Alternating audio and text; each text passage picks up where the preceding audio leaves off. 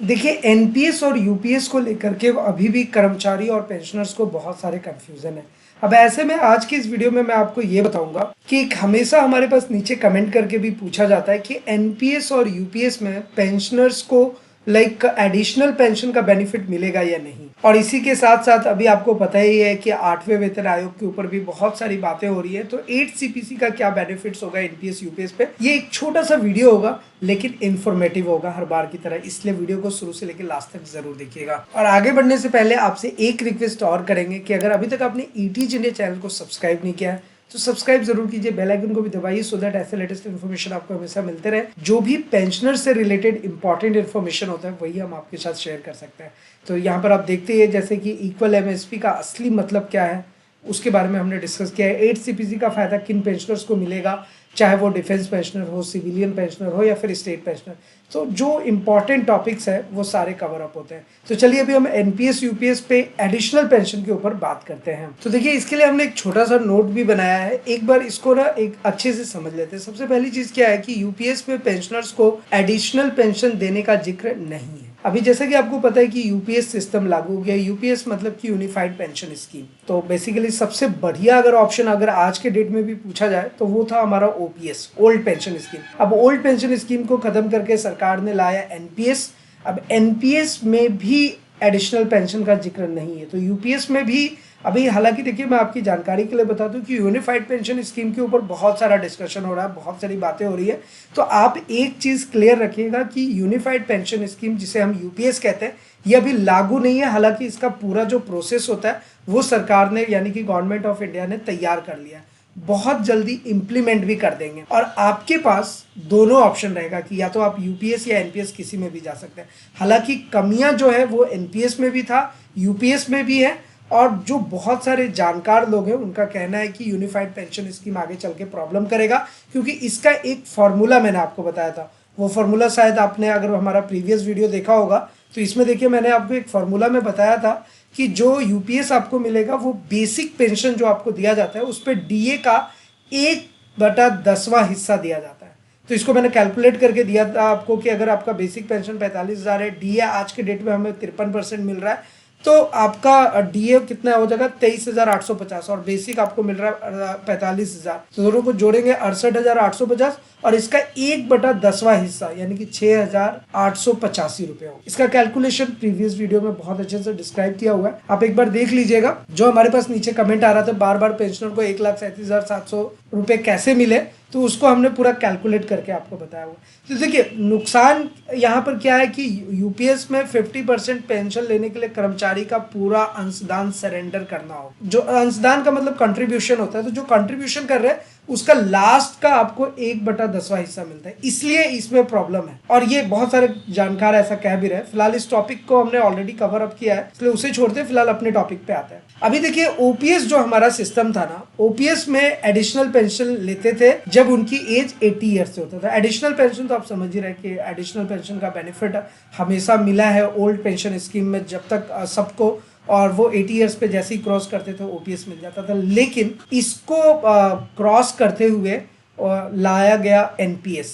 अब एनपीएस में लागू नहीं था, एडिशनल पेंशन का जिक्र ही नहीं था, तो पूरी पेंशन है ही नहीं, तो ओपीएस की तरह तो फिर एनपीएस भी चलने का तो मामला था नहीं। लेकिन जब तक एनपीएस को वो सुधारते ओपीएस के स्तर पे, तब तक अभी उन लोगों ने एक नया सिस्टम ला दिया जिसको कहते हैं यूनिफाइड पेंशन सिस्टम। अब बस सिंपल सा लॉजिक यही है कि ओल्ड पेंशन स्कीम तक आप एडिशनल पेंशन दे रहे थे, एनपीएस में आप नहीं दे रहे तो यूपीएस में भी नहीं देंगे।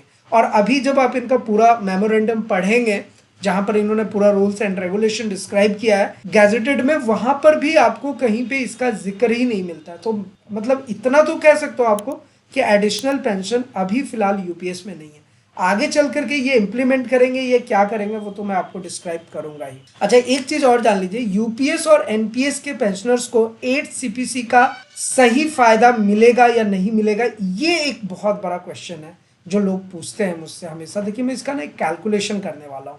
7 सीपीसी का तो हमने देख ही लिया कि एनपीएस में क्या हुआ है नहीं हुआ है। अब 8 सीपीसी के अकॉर्डिंग हम एनपीएस में क्या बेनिफिट हो सकता है और यूपीएस यानी कि यूनिफाइड पेंशन स्कीम में क्या बेनिफिट हो सकता है, एक नेक्स्ट वीडियो बनाऊंगा, इंटरेस्टिंग वीडियो बनेगा, पूरा कैलकुलेशन करके आपको दिखाऊंगा। जो बार बार ये क्वेश्चन आ रहा है कि 8 सीपीसी का सही फायदा किस में मिलेगा, एनपीएस में या यूपीएस में।